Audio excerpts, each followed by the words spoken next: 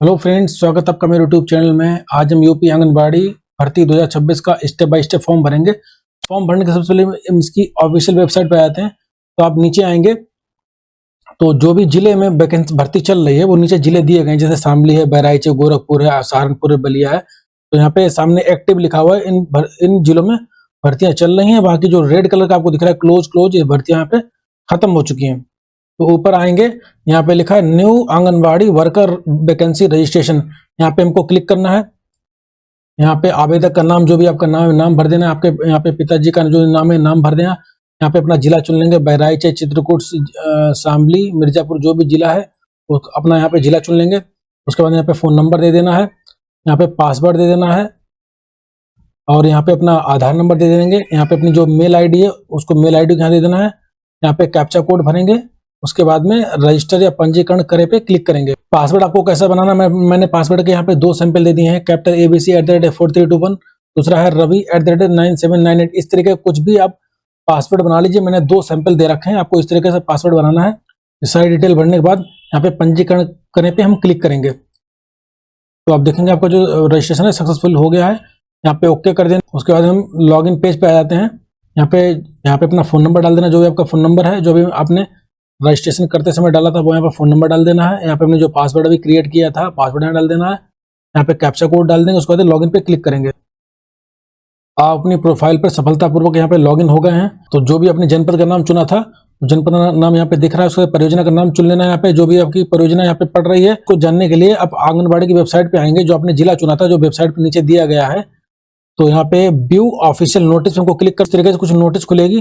तो आप देख सकते हैं, आपको कैराना में देखेंगे तो टोटल 14 वैकेंसी है, जो कि अनुसूचित जात में 6, अनुसूचित जनजात में 0 है, अन्य पिछड़ा वर्ग में 5 है, EWS में 0 है, अनारक्षित में 3 है, टोटल 14 है। इसी तरीके से कांगला में, शामली में, थाना भवन और इसी प्रकार उन एरिया में इतने टोटल 27 वैकेंसी है, जो कि आप देख सकते हैं।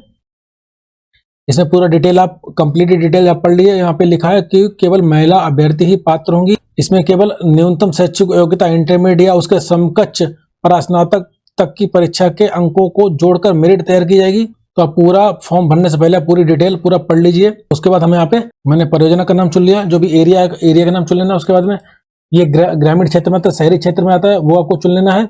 उसके बाद ग्राम पंचायत वार्ड का नाम जो आप यहाँ पे खुल के आ रहा है, आपके ऑप्शन अलग हो सकते हैं। तो यहाँ पे वार्ड का नाम चुन लेना है, जो भी का वार्ड पड़ता है। उसके बाद न्याय पंचायत आपकी जो पड़ती है, वो न्याय का पंचायत का नाम यहाँ भर देना है।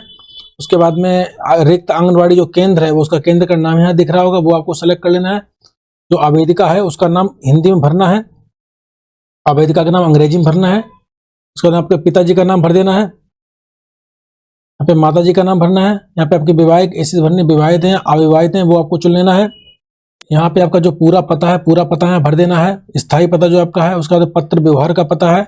अगर स्थायी पता और पत्र व्यवहार का पता है दोनों एक ही भर दीजिए। उसके बाद यहाँ पिन कोड भर देना है, यहाँ पे पिन कोड भर देना है। उसके बाद जो भी जन्म तिथि आपकी है वो जन्म तिथि यहाँ भर देंगे। यहाँ पे अपनी हाई स्कूल की जो मार्कशीट है उसको अपलोड करना है, जिसका साइज 200 KB से ज्यादा नहीं होना चाहिए। अगर आपको नहीं पता है कि 200 KB साइज कैसे बनाएंगे, उसके लिए आप गूगल पे टाइप करेंगे PIMS7, ये टाइप कर दीजिए।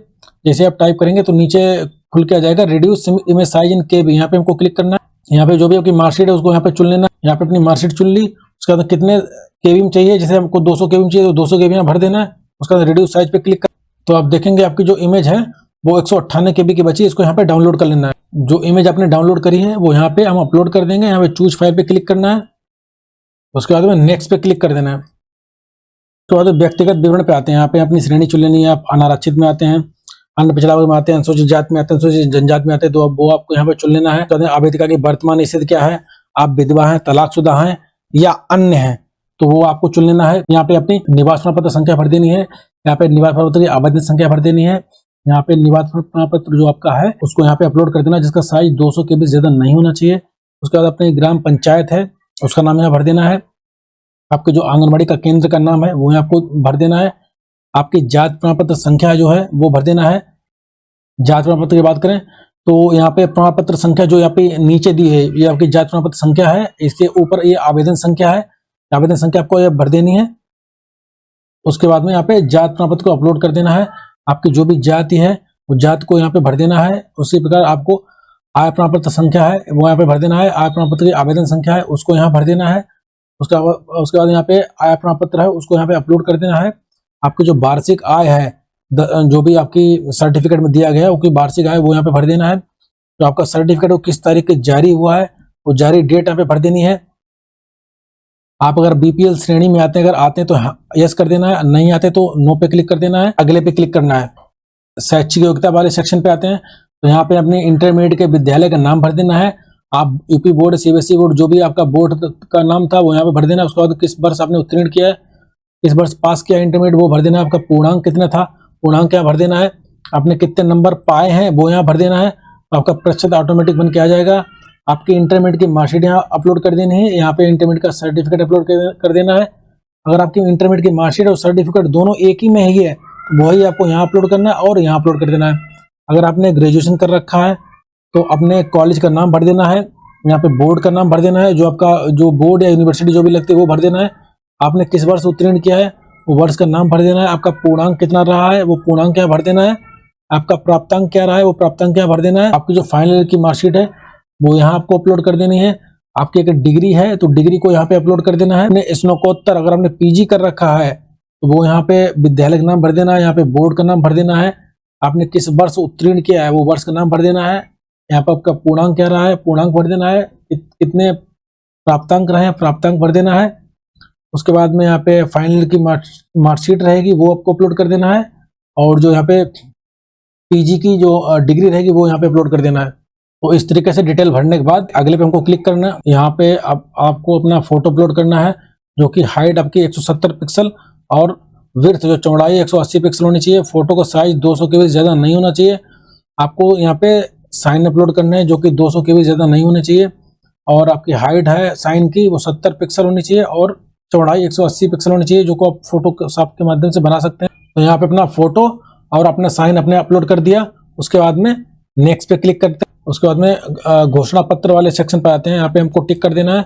उसके बाद में नेक्स्ट पे क्लिक करेंगे तो आप देखेंगे आपने जो भी डिटेल्स भरी थी आपका पूरा फॉर्म खुल के आ गया है। उसके बाद में अगर आपको इसमें कोई गलती है तो अभी आप इसको करेक्ट कर सकते हैं। इस डिटेल को आप चाहें तो प्रिंट भी कर सकते हैं।